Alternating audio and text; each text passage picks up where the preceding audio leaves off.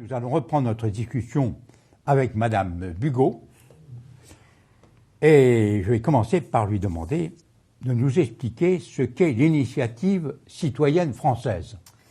Alors, l'initiative citoyenne est d'origine européenne, pas française. C'est issu de l'article 11-4 du traité sur l'Union européenne qui a été mis en application par un règlement du 16 février 2011.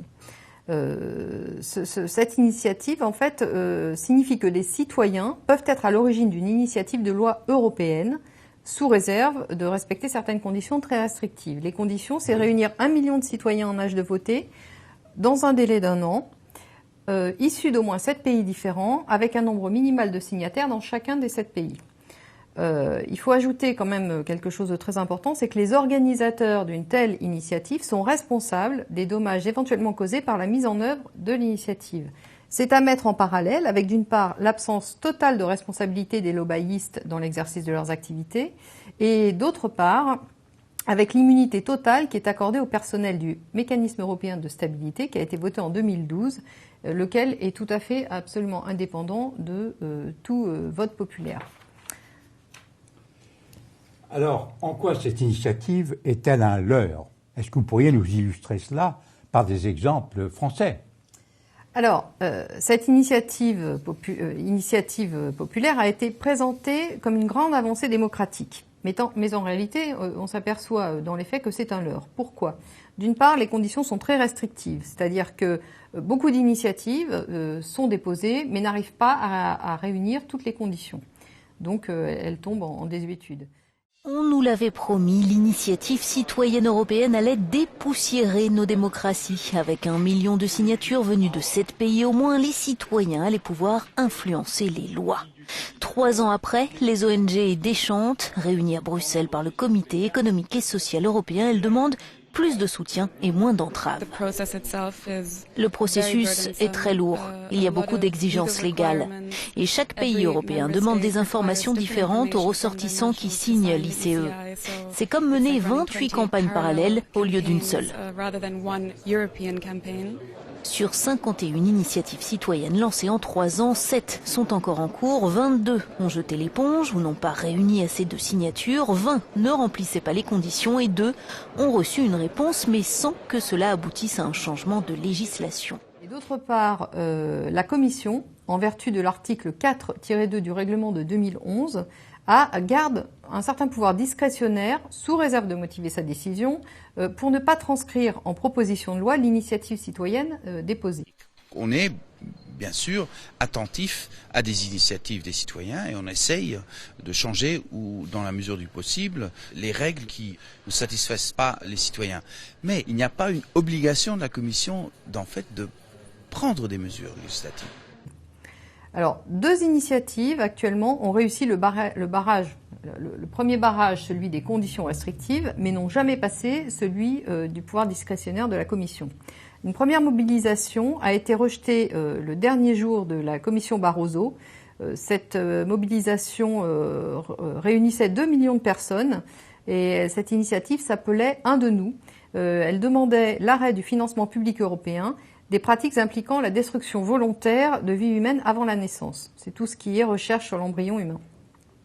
La deuxième initiative dont tout le monde a entendu parler récemment, c'était une mobilisation sans précédent contre les traités de libre-échange actuellement négociés en secret par la Commission européenne avec les États-Unis. Donc la Commission européenne Juncker a rejeté cette initiative par une fin de non-recevoir. Les organisateurs ont saisi la Cour de justice et ne comptent pas en rester là. Ils veulent intensifier les manifestations de leur mécontentement. Sur le même sujet, il faut préciser que la Commission a refusé, mi-janvier 2015, de considérer le refus massif par les citoyens de la clause de règlement des différends à l'occasion de réponses à une très fastidieuse consultation publique que la Commission s'était sentie obligée d'engager.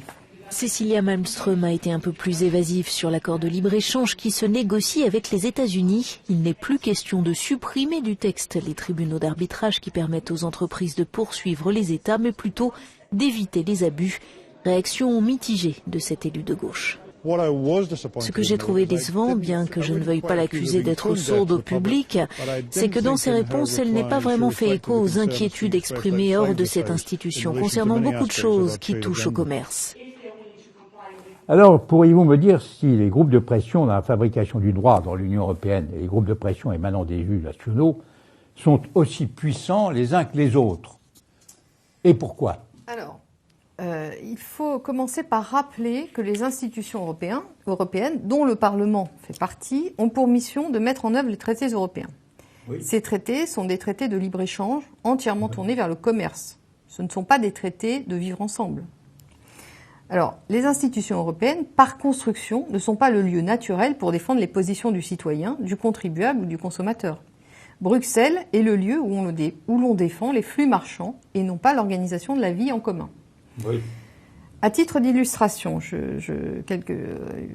un événement très récent, la commissaire européenne au commerce, Madame Malmström, vient d'intégrer dans l'équipe des négociateurs des traités de l'Union européenne, des traités de libre-échange avec les États-Unis, un ancien de Procter & Gamble qui est un fondateur d'un lobby très puissant qui milite depuis des lustres pour le marché transatlantique, le marché unique, Union européenne et Amérique du Nord.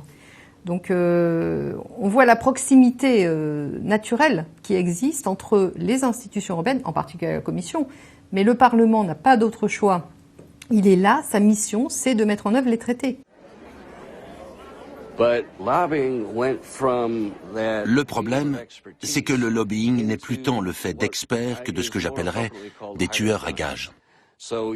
Les lobbyistes ne sont plus nécessairement experts de telle ou telle question. Ils sont payés par leurs clients pour parvenir à des fins bien précises.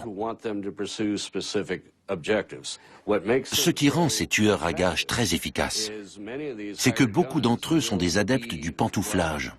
C'est-à-dire que ce sont des gens qui travaillaient auparavant dans le secteur public, qui l'ont quitté et qui ont été embauchés par les entreprises dont ils étaient chargés de traiter les dossiers lorsqu'ils étaient dans l'administration.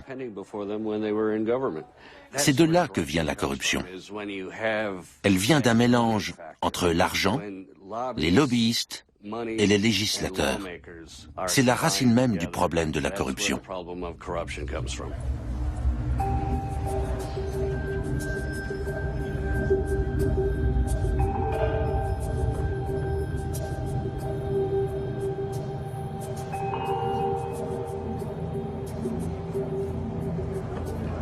Nous sommes ici dans les locaux du Parlement européen, où siègent plus de 750 élus.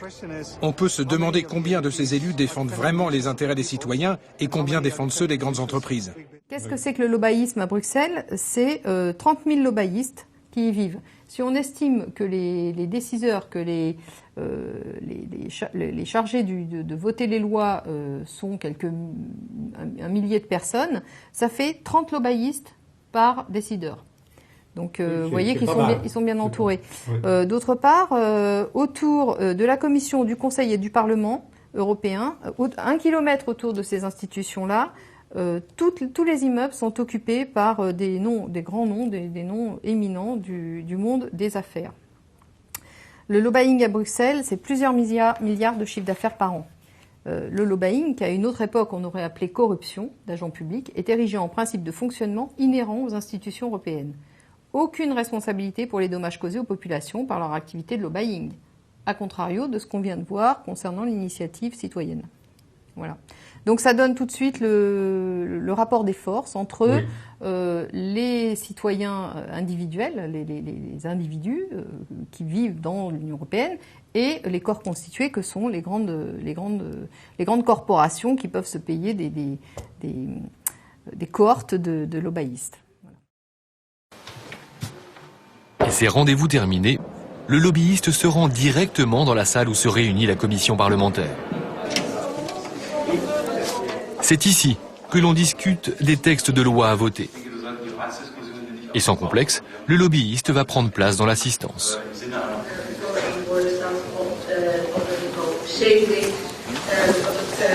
Vous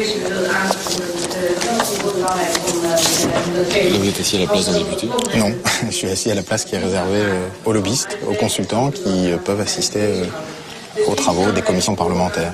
J'analyse ce qui se passe, ce qui se dit, et ensuite je peux recontacter les parlementaires afin de leur faire part des observations qui me semblent être importantes.